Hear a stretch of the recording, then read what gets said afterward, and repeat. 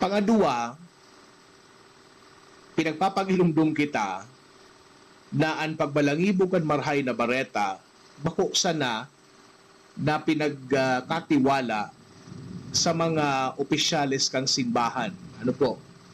Kung babalikan niya to kan Middle Ages, ang pagproklama kan marhay na bareta, inihiling na trabaho sana kan mga obispo.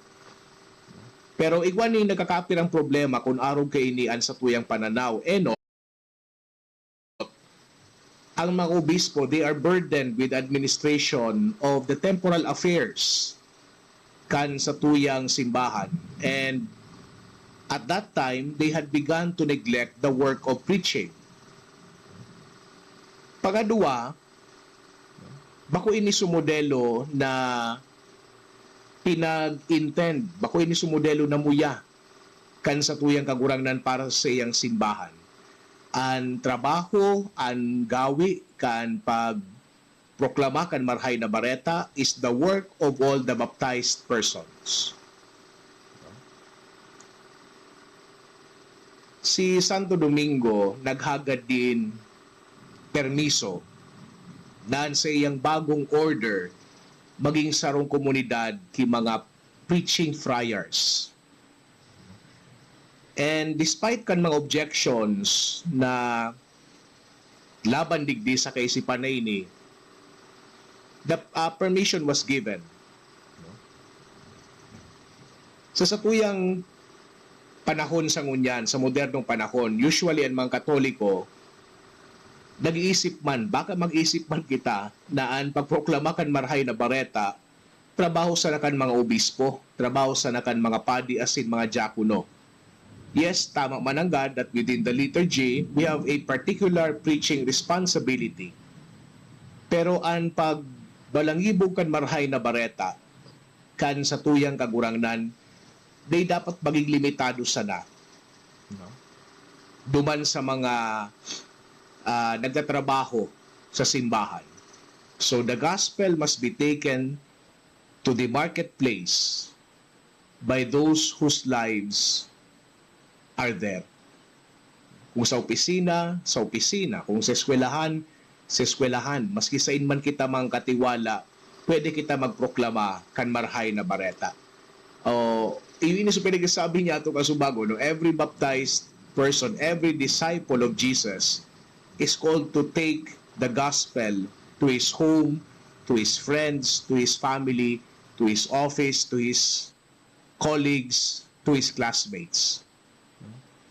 So, kulang man pa anumang katiwala ang mga obispo, ang mga padi, asin mga diakono para sa trabaho na ini. And ining trabaho na ini, importante ho na maray to be just limited to some few officials. No? So, kay puhan, maging misyon ini kanlambang Kristiyano. So, pangatulo, nagtutubod man si Santo Domingo na ang pagbalangibog kan marhay na bareta could not be constrained with the walls of the church institutions. Ano po? Saro sa pinaka importanteng innovation na pinag-introducer ni Santo Domingo, iyo ang pag-establish kan sa iyang bagong order ining idea kan itineracy. So mga medieval monks, as in mga madre kay ito, they lived their entire lives behind the walls of monasteries. They were well educated and they lived a beautiful spirituality. Pero sa indang pagsaksi, sa indang witness, limitadong marhay sa mga nagbibisita duman sa monasteryo. So nasabutan ni Santo Domingo na itong mga nagpo-profess ki religious vows, asin man nag-eerok duman sa structure kang religious life, igwang importanteng pagtestigo na dapat tindang i-offer sa kinapan. So, Saint Dominic founded a new model of religious life.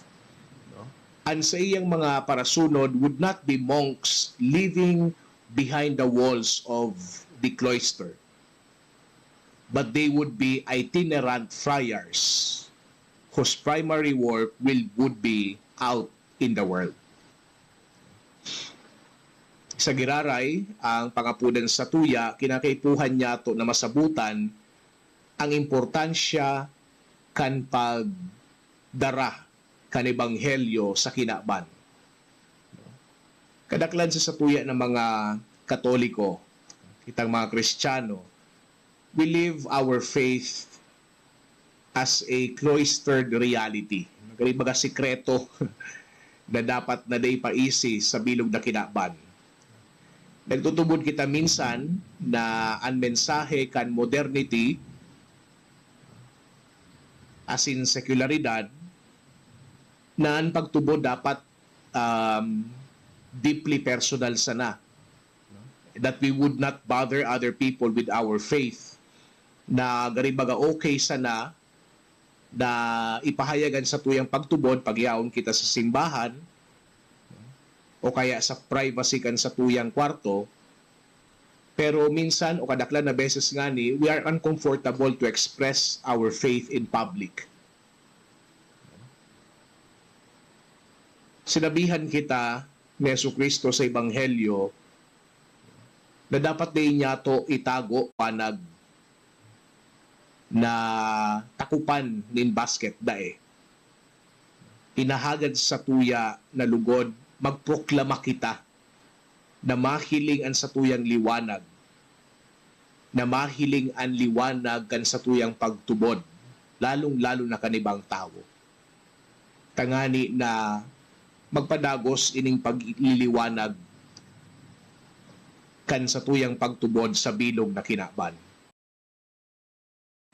So agado niya to ini dalugod makigwa kita nin kusog na mas ma-appreciate niya to an sa tuyang pagtubod asin ang pagbalangibog kayan.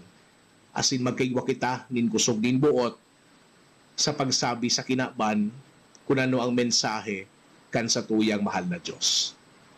Amen.